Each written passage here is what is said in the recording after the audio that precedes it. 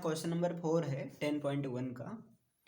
यहाँ पर क्वेश्चन कह रहा है Mahesh sells a quintal of rice for 924 rupees. मतलब महेश जो है 1 क्विंटल चावल 924 रुपये में बेचता है ना। और उसके बाद कहा जा रहा है and earns a profit of 12%। और वो जो है 12% का प्रॉफिट अर्न करता है by selling a quintal of wheat, है ना। 1 क्विंटल व्हीट बेचकर, मतलब वो गेहूं बेचकर फॉर द सेम अमाउंट, उसी रुपये में वो जो है 12 ही लूजेज या ही लॉसेज 12%, उसे 12% का लॉस हो जाता है ना। मतलब जब वो 924 रुपये का 1 क्विंटल राइस बेचता है तो उसे प्रॉफिट होता है 12%, है ना। और जब वो 924 रुपये में ही 1 क्विंटल व्हीट को बेचता है 924 रुपीज में, तब उसे 12% का लॉस हो जाता है। ये क्वेश्चन समझ में आ गया ना। अब निकालना है आपको CP of 1 kilogram of rice. मतलब 1 किलोग्राम राइस का जो सीपी है, सीपी मीन समझ रहे हैं ना, कॉस्ट प्राइस। हाँ, कॉस्ट प्राइस जिस पर वो खरीदा गया है। और इसी तरह व्हीट का भी बताना है। और फिर बताना महेश ओवरऑल महेश को लॉस होता है या प्रॉफिट होता है, उसको परसेंट में बताना। आइए फिर, ये आपका था क्वेश्चन। अब यहाँ पर देखते हैं। तो यहाँ पर देख सकते हैं, देखिए यहाँ क्वेश्चन नंबर 4 कह रहा है एसपी ऑफ अ क्विंटल, ये तो दिया गया है। SP of a quintal of rice, quintal means 100 kg, rice is equal to 924 rupees and earns profit कितना है, 12% प्रॉफिट है। तो अगर यहाँ पर हम निकालें, ये आपका एसपी हो गया, ये हो गया प्रॉफिट। अगर हम एसपी और प्रॉफिट की हेल्प से सीपी निकालें तो ये हमारा फार्मूला होता है। ये आपका फार्मूला होता है कि एसपी इज इक्वल टू क्या होता है, CP in a bracket 100 plus profit percent divide by 100। ये आपका फार्मूला होता है, इसको आपको रिमेंबर करना होगा, है ना।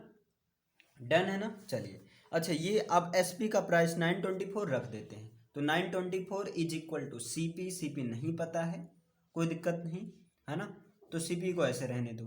और यहाँ देखिए 100 और देखिए प्रॉफिट आपका 12 है, तो 100 प्लस 12 करेंगे तो 112 आ जाएगा, है ना। तो 112 अपान 100 हो जाएगा। डन। जब यहाँ से अगर हम सीपी निकाल लेंगे, क्रॉस मल्टीप्लाई करेंगे तो 924 इंटू 100 हो जाएगा। और यहाँ 112 ये अपान के फॉर्म में नीचे आ जाएगा। डन। जब इसको सॉल्व किया जाएगा, आप अपने हिसाब से सॉल्व कर सकते हैं, डजेंट मैटर। तो आपका सीपी यानी कॉस्ट प्राइस आ जाएगा 825 रुपीज आ गए। ये 825 रुपीज आ गया राइस पर, है ना। मतलब चावल को 825 रुपये में 1 क्विंटल खरीदा और 924 रुपये में बेच दिया, है ना। और तब जाकर उसे 12% का प्रॉफिट हो रहा है। अब इसी प्रकार 924 रुपये में वो गेहूं को भी खरीद रहा है, यानी कि व्हीट को भी खरीद रहा है ना। तो यहाँ पर आप देख सकते हैं similarly the SP of a quintal of wheat 924 rupees and on these ही मतलब ही लूजेज, है ना, उसे लॉस हो जाता है। So loss percent is equal to 12%, it is given. So with the help of SP and loss we can find out CP. So CP is this is your formula, you have to remember. Clear? CP is equal to SP in a bracket 100 divided by 100 minus loss percent. But in the sense of profit, SP is equal to CP in a bracket 100 plus profit percent divided by 100. Done.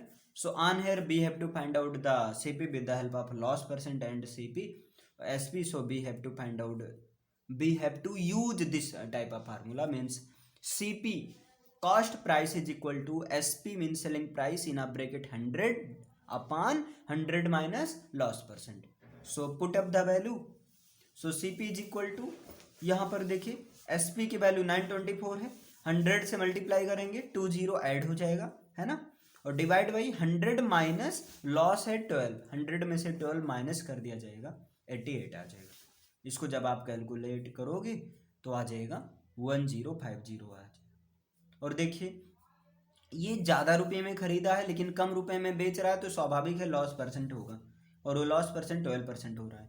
इतना समझ में आया। अगर अब यहाँ से हम निकालें overall means total cost price, तो ओवरऑल कॉस्ट प्राइस कितना हो जाएगा, ये व्हीट को खरीद रहा है 1050 रुपीज में मीन्स 1050 रुपीज में, और राइस को खरीद रहा है 825 रुपीज में। तो ओवरऑल सीपी क्या हो जाएगा 1050 प्लस 825 ऐड करोगे तो आ जाएगा 1875 रुपीज। समझ में आया। टोटल एसपी ये पहले ये इसका 924 है, दोनों को एक ही अमाउंट पर खरीद रहा है, तो 924 प्लस 924 ऐड करोगे 1848 आ गया। अब जरा दिमाग लगाओ, ओवरऑल एसपी आया है 1848 आया है, और सीपी जो है 1875 आया है ना। तो अगर ओवरऑल देखोगे तो क्या तुम्हें लग रहा है, लॉस हो रहा है कि प्रॉफिट हो रहा है? भाई 1875 में खरीदा, 1848 में बेच रहा है, तो लॉस हो रहा है कि प्रॉफिट हो रहा है? लॉस हो रहा है ना, लॉस हो रहा है। तो यहाँ से अब निकाल लो कितना लॉस हो रहा है, तो 1875 में से 1848 माइनस करोगे तो 27 रुपीज लॉस हो रहा है। तुरंत इसका निकाल लेते हैं क्या, लॉस परसेंट, है ना। लॉस परसेंट जब आप निकालोगे तो लॉस अपॉन सीपी होता है फार्मूला, तो लॉस है 27 और सीपी तो ओवरऑल सीपी ही तो है ना, 1875 इंटू 100 सॉल्व करोगे 1.44% का इसे लॉस हो रहा है। समझ में आया। ये आपका तीसरा क्वेश्चन है। देखिए तीसरा क्वेश्चन ये तो कह रहा था महेश ओवरऑल, है ना, ओवरऑल प्रॉफिट और लॉस परसेंट बताओ, तो ओवरऑल लॉस परसेंट हो रहा है 1.44%। अब देखिए यहाँ पर राइस का, ये पहले क्वेश्चन के लिए है ना, कह रहे हैं सीपी आप 1 kg राइस बताइए। तो यहाँ पर क्या हो जाएगा भाई, 100 kg का जो प्राइस है 825 है, तो 1 kg का प्राइस 100 से डिवाइड हो जाएगा ना, तो बस 8.25 आ जाएगा। व्हीट के लिए 100 kg का प्राइस 1050 रुपीज है, तो भाई 1 kg के लिए कितना हो जाएगा, 100 से डिवाइड हो जाएगा और आ जाएगा 10.5, है ना आंसर। डन हुआ। कैसे आया समझ में आ गया ना पूरा। इसमें आपको दो फार्मूला यूज करना है, एक एसपी इज इक्वल टू होता है CP in a bracket 100 plus profit percent upon 100, और दूसरा formula CP is equal to SP in a bracket 100 upon 100 minus loss percent, है ना। दो फार्मूले से पूरा का पूरा क्वेश्चन आपका सॉल्व होगा। डन, हाँ बिल्कुल। आइए यहाँ क्वेश्चन नंबर 5 देख लीजिए। The list price of DVD player is 13,500। DVD player का जो लिस्ट प्राइस जो लिखा हुआ रहता है ना, वो है 13,500 है। If rate of GST is 28%, अगर उस पर जीएसटी कितना हो 28% हो, तो बताओ सेलिंग प्राइस डीवीडी प्लेयर को कितने में बेचा जाएगा, है ना। तो यहाँ पर आप देख सकते हैं लिस्ट प्राइस ये गिवन है आपका, list price is equal to 13,500, ये चीज आपका दिया गया है, इतना रुपीज है। जीएसटी इस पर कितना लग रहा है 28%, तो जीएसटी प्लस होता है कि माइनस होता है, प्लस होगा ना। भाई टैक्स किसी को दोगे तो एक्स्ट्रा पैसा दोगे या कम करके दोगे, एक्स्ट्रा दोगे, तो सेलिंग प्राइस क्या हो जाएगी, एक तो ये पूरा रहेगा, है ना, और इसी का जो है 28% जीएसटी लगेगा।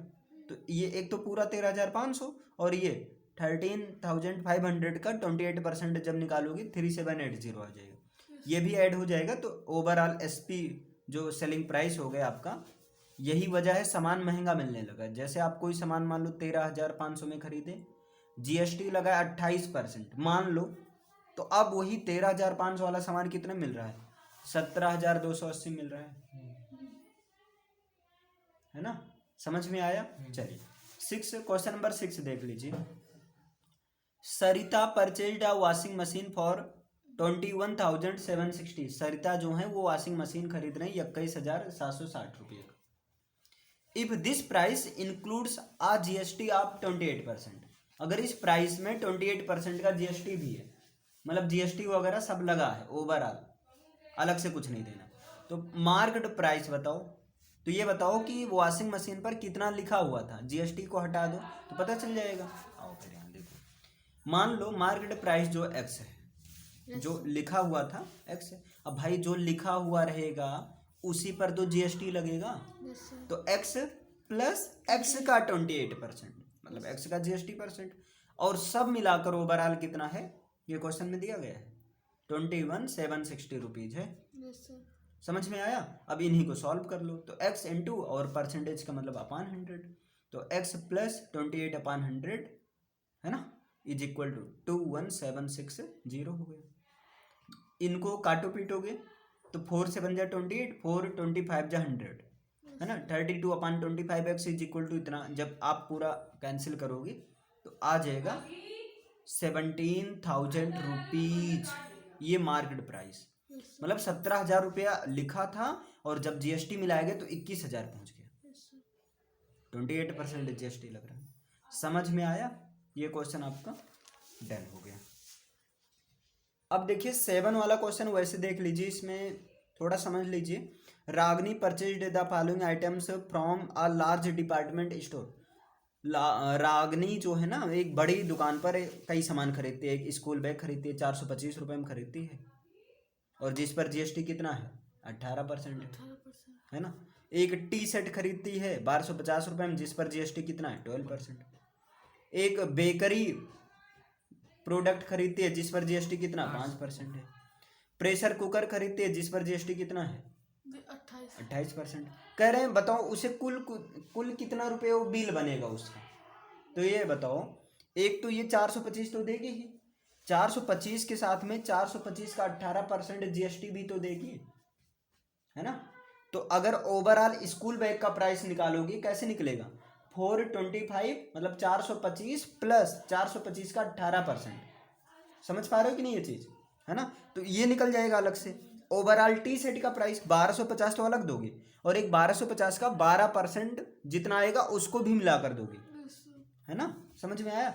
चारों का अलग अलग निकाल लेना, फिर ओवरऑल ऐड कर देना। जब ऐड कर दोगे तो आपका ओवरऑल पता चल जाएगा। समझ में आया? बताया जाए इसे एकदम इसी तरह से। डन। चलो एक क्वेश्चन करके दिखाओ यहाँ पर, ये यही वाला करके दिखाइए 7 नंबर।